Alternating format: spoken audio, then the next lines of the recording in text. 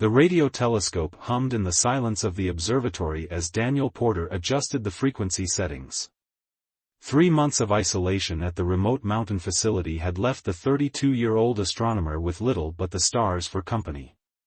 He ran a hand through his disheveled brown hair and checked the readings again. "What the hell?" Daniel muttered, leaning closer to the monitor. The signal pattern flickered across his screen, rhythmic, structured, impossibly precise. This was the third night it had appeared, always at exactly the same time, always from the same point in the Lyra constellation. Daniel's heart raced. After years of scanning the cosmos for signs of intelligent life, could this finally be it? He'd joined the SETI program with dreams of making history, but a decade of disappointment had worn down his enthusiasm. Until now. The pattern repeated itself, a sequence of pulses that couldn't be natural. Daniel recorded the data and began running it through analysis algorithms. Whatever this was, it didn't match any known stellar phenomena. At 3 a.m., he finally stepped outside onto the observatory deck. The night air was crisp against his face as he gazed up at the vast carpet of stars. Somewhere up there, someone, or something, might be looking back. Beautiful, aren't they? Daniel nearly jumped out of his skin. He spun around to find a woman standing in the shadows of the deck. She wore a simple white dress that seemed to shimmer in the starlight. "Jesus! How did you get up here?" he demanded. The observatory was 40 miles from the nearest town, accessible only by a treacherous mountain road. Visitors were unheard of, especially in the middle of the night. She stepped forward, and Daniel felt his breath catch. She was striking, tall and elegant with platinum blonde hair that fell past her shoulders. But it was her eyes that held him transfixed, an unusual violet color that seemed to reflect the starlight with unnatural intensity. "I've been watching you, Daniel Porter," she said, her voice carrying a slight accent he couldn't place. "You've been listening to the stars. How do you know my name?" Daniel backed away slightly. "And this is a restricted facility. You shouldn't be here." "My name is Vega," she said, ignoring his questions. She moved past him to the railing and looked up at the night sky. "That signal you've been tracking, it's not what you think." Daniel stared at her. "What signal? How could you possibly know about that?" Vega smiled. "The same way I know you've been alone up here for 97 days. The same way I know you take your coffee black and talk to yourself when you think no one's listening." A chill ran through him. "Have you been spying on me?"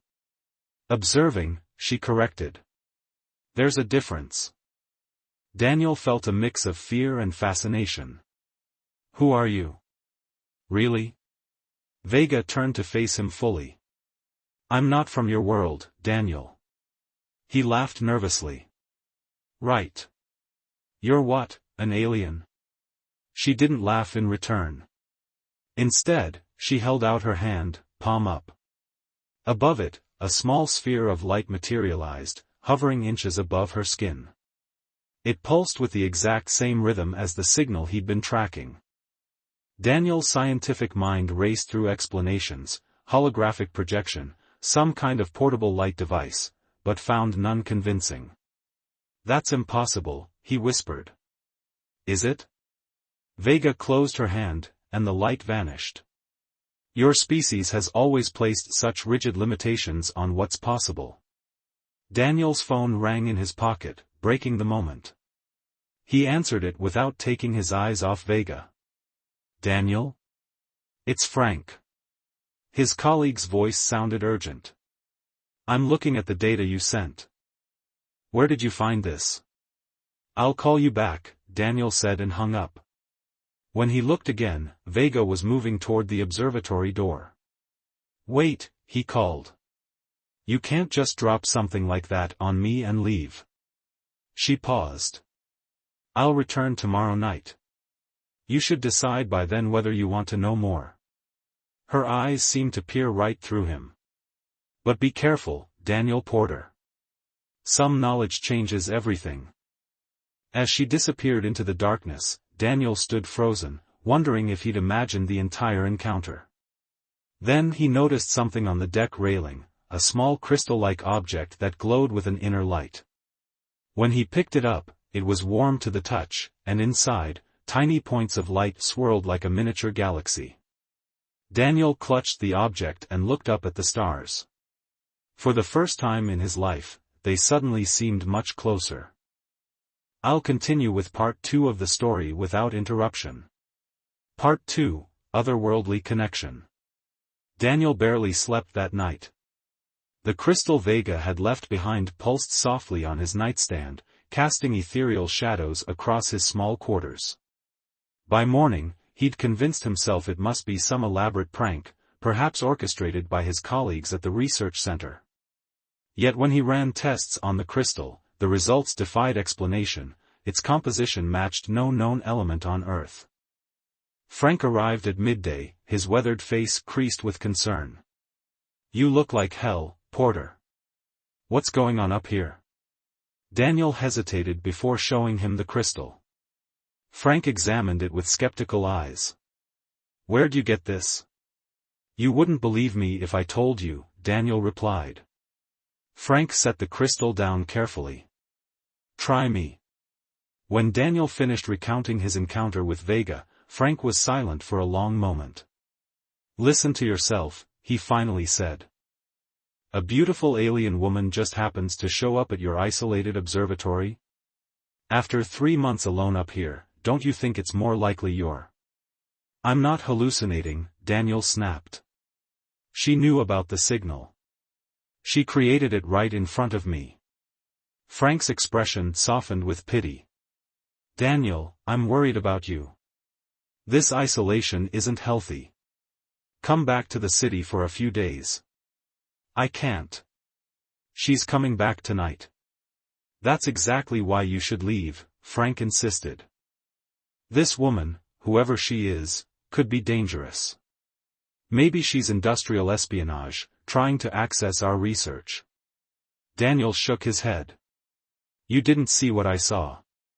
After Frank left, Daniel spent hours reviewing the signal data, searching for conventional explanations. He found none. As night fell, he paced the observatory deck, both hoping for and dreading Vega's return. She appeared silently behind him, just as before. "You kept it," she said, nodding toward the crystal in his hand. "What is it?" Daniel asked. "A fragment of my world," Vega replied.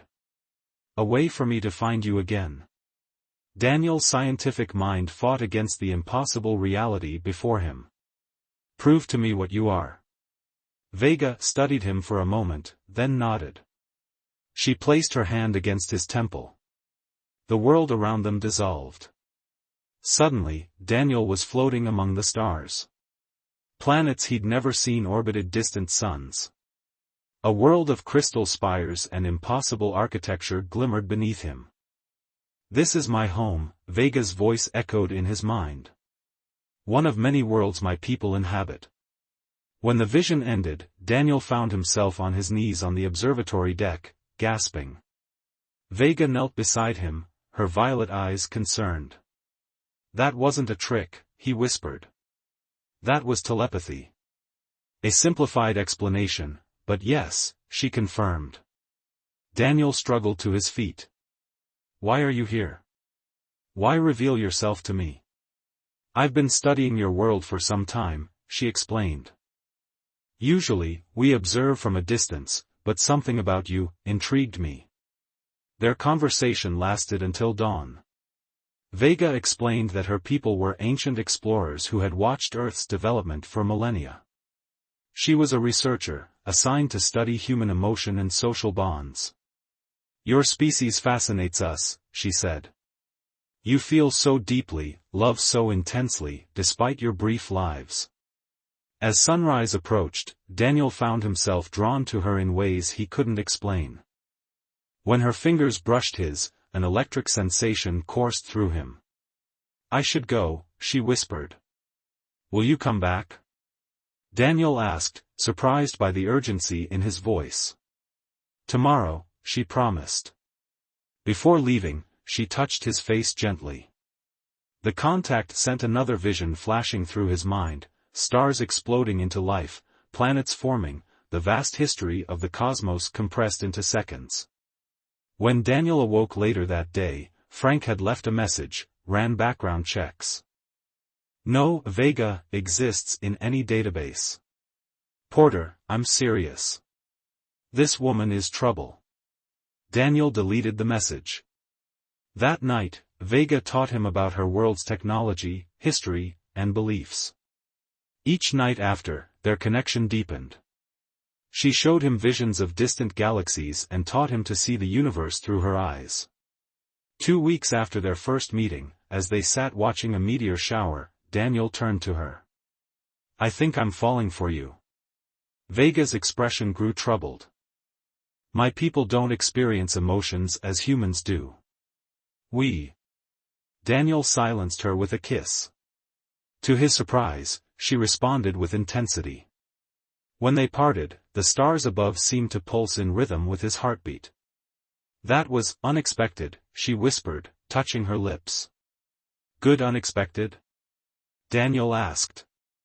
Vega smiled, a hint of mischief in her violet eyes. I believe more research is required. Later, as they lay wrapped in each other's arms beneath the observatory dome, Vega traced patterns on his chest. My superiors wouldn't approve of this connection. Then don't tell them, Daniel murmured, pulling her closer. Daniel, her voice turned serious.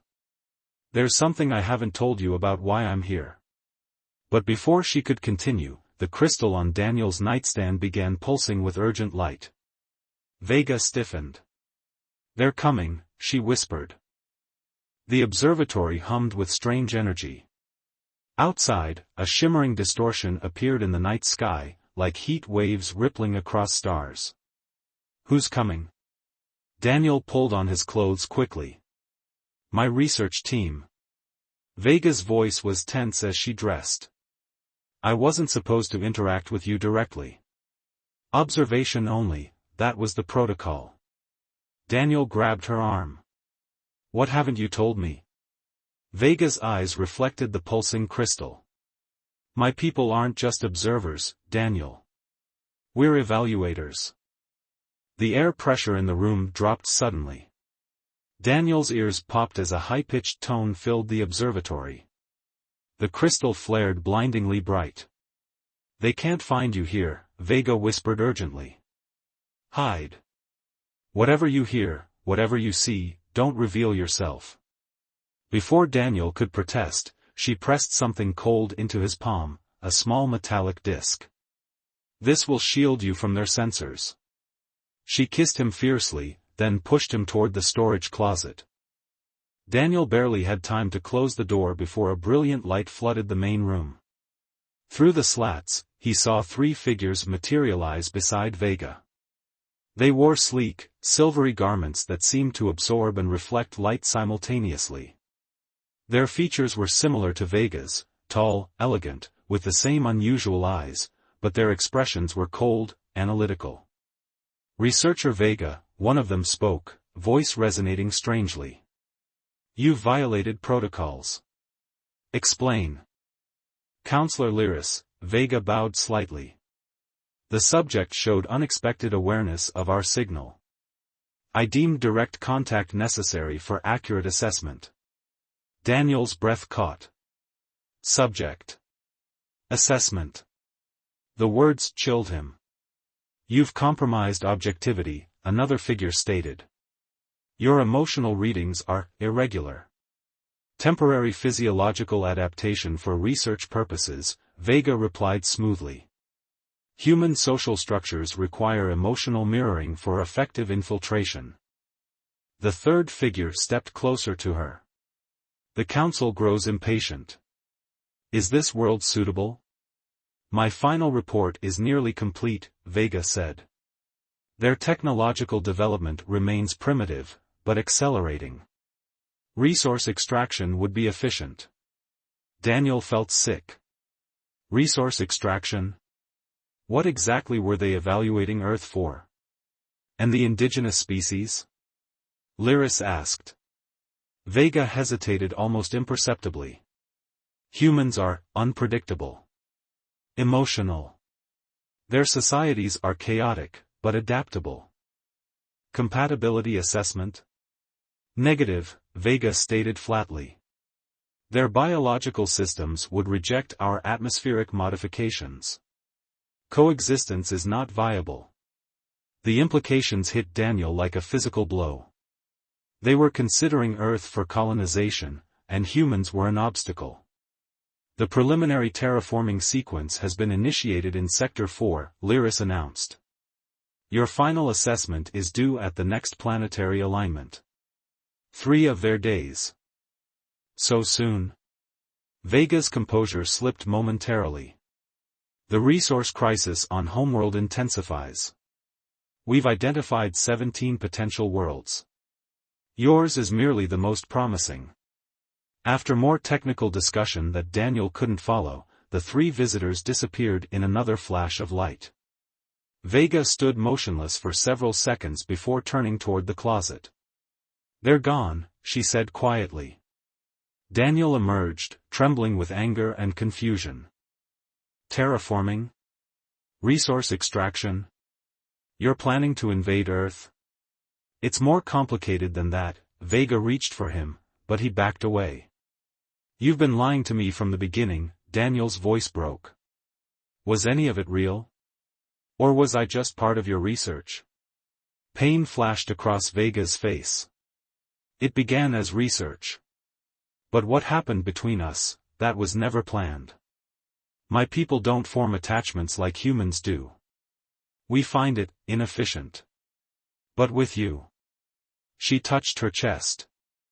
Something changed in me. Why should I believe you now? Because I just lied to my council, she said simply. I told them humans couldn't survive our atmospheric modifications. That's not true. The real incompatibility is ethical. My people would view yours as dispensable. Daniel sank into a chair. So what happens now? The terraforming test in Sector 4, the Amazon Basin. It's already begun.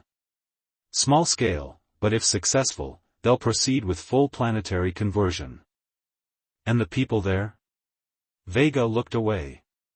Deemed acceptable losses in the preliminary phase. Daniel stood abruptly. We have to stop it. Daniel, you don't understand. My people have colonized dozens of worlds. Our technology is millennia beyond yours. I don't care. This is my home, my species you're talking about. Vega took his hands. There may be a way. But it would mean betraying everything, my people, my world. And it would put you in terrible danger. Their eyes met, and in that moment, Daniel saw the conflict raging within her. Why would you help me? He asked softly. Vega touched his face, sending a gentle wave of emotion through their connection, not a vision this time, but pure feeling. What Daniel felt shook him to his core. Because I love you, she whispered, the words sounding foreign on her lips. An emotion my kind abandoned ages ago. Rediscovered here, with you. Outside, the stars continued their silent vigil as human and alien embraced, their future, and Earth's, hanging in the balance. Dawn broke as Daniel and Vega formulated their plan. Frank arrived unexpectedly, eyes widening at the sight of Vega. So she's real, he said, tension in his voice. Care to explain why satellite imagery shows bizarre energy readings over the Amazon? Daniel shared everything. Frank's scientific skepticism crumbled as Vega demonstrated her abilities and revealed the terraforming device's location. It's designed to reconfigure atmospheric composition, Vega explained. The test area is small, but effects will spread if not contained. And your people? Frank asked. They'll send retrieval teams once they detect interference, she replied. We have perhaps 12 hours. They traveled to Brazil on Frank's research credentials. The rainforest hummed with unnatural energy as they approached the device, a crystalline structure embedded in the earth, pulsing with blue light. "I can't simply deactivate it," Vega said. "It requires biological authentication. My genetic signature." "Will they know it was you?" Daniel asked. Vega nodded. "Treason against the Council is punishable by consciousness dissolution." The gravity of her sacrifice hit Daniel. "There must be another way." "There isn't." She touched the device, wincing as it scanned her. "But there's something else you should know." She explained that the Council wouldn't abandon their plans easily. Earth would remain a target. Unless. She hesitated, "Unless I return with a counterproposal. An alternative world." "You'd still leave?" Daniel's voice cracked. "It would be the only way to permanently protect Earth." Her violet eyes shimmered. Or what? "You could come with me." The words hung between them. "Leave Earth, Daniel. We could find another world, start a new life." Frank's voice cut through the moment. "The device is powering down." Warning signals blared from the crystal. Vega's expression hardened. "They've detected the interference. We have minutes, not hours." Frank headed for the research vessel. "I'll alert authorities, create a containment story." Alone with Daniel, Vega touched his face tenderly. "I must return to face the Council. Come with me, or stay forever. There's no middle path." Daniel stared at this woman, this being, who had shattered his understanding of the universe. "My whole life is here. My work, my world." "I know," she whispered. "It's an impossible choice." The air around them began to shimmer. "They're initiating retrieval," Vega said urgently. "Decide now." Daniel thought of everything he'd leave behind: humanity's future, scientific discovery, Earth itself. Then he thought of life without Vega, of returning to an empty observatory, scanning the stars for someone who would never return. The shimmering intensified. Daniel reached for her hand. "I can't forget that night you appeared," he said. "I don't want to live in a world without you in it." The light enveloped them as the rainforest faded from view. The transition was both instantaneous and eternal. Daniel felt his body dissolve into pure energy before reassembling in a vast chamber of crystal and light. His knees buckled as gravity shifted, slightly stronger than Earth's. Vega steadied him as three figures approached, the Council members from the observatory. "Researcher Vega," Lyrisa's voice echoed. "You've committed multiple violations. Interfering with terraforming protocols. Unauthorized transport of an indigenous specimen." "Not a specimen," Daniel said firmly. "A partner." The Council members regarded him with cold curiosity. "I propose an alternative," Vega announced. "Earth remains untouched. Daniel and I will locate another suitable planet, uninhabited, resource-rich." "Unacceptable," another counselor stated. "The human compromises your judgment." "Then judge this," Vega pressed her hand to a crystal pedestal. Images flashed around them, Daniel and Vega's memories, their connection, their intimate moments. The Council members exchanged glances. "Fascinating. The emotional patterns are synchronized." Lyris stepped forward. "Such bonding was theorized but considered evolutionarily abandoned. This merits study. We offer ourselves as research subjects," Vega proposed. "In exchange for Earth's protection." After tense deliberation, the Council agreed conditionally. Earth would be removed from colonization consideration, and Daniel and Vega would join an exploratory mission to distant systems, seeking alternative worlds.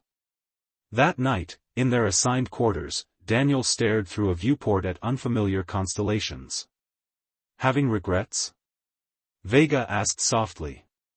"Just saying goodbye." He turned to her. "Will I ever see Earth again?" Perhaps. Time moves differently across space. She joined him at the viewport. But we'll see wonders beyond imagination. As long as we're together, Daniel said. Vega smiled. The council is puzzled by us. They've forgotten what it means to love. Then we'll remind them, he whispered, pulling her close. 3 years later, by their reckoning, their ship orbited a pristine world of oceans and forests. Daniel recorded his findings as Vega prepared the landing craft. Do you think we'll find others like us out there? He asked. Other species learning to coexist? I hope so, Vega replied. The universe is vast, but loneliness seems universal. As they descended toward the untouched planet, Daniel thought of Earth, the world he'd left behind. He'd lost one home but gained another in Vega's arms. And perhaps, on this new world, they'd create something unprecedented, a future where different species could love across the stars. The landing craft touched down on virgin soil. Hand in hand, human and alien stepped out together into an unknown dawn.